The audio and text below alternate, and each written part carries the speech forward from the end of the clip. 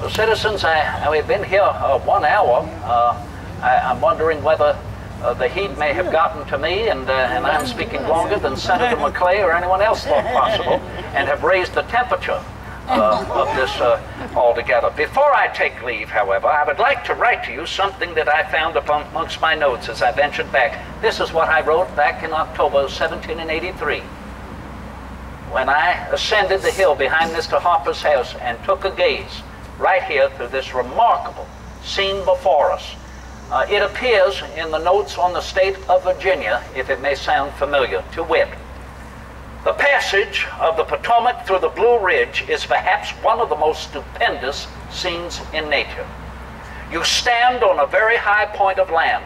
On your right comes up the Shenandoah, having ranged along the foot of the mountain 100 miles to seek a vent. On your left approaches the Potomac, in quest of a passage also. In the moment of their junction, they rush against the mountain, rend it asunder, and pass off. That's worth a volley. And pass off to the sea.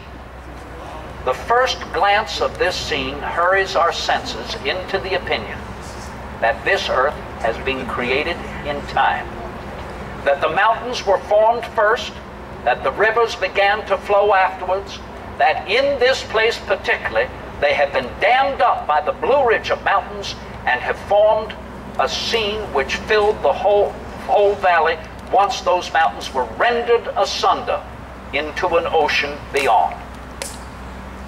You cross the Potomac above the junction, pass along its side through the base of the mountain for 3 miles, its terrible precipices hanging in fragments over you, and within about 20 miles reach Fredericktown and the fine country around that where the Germans reside.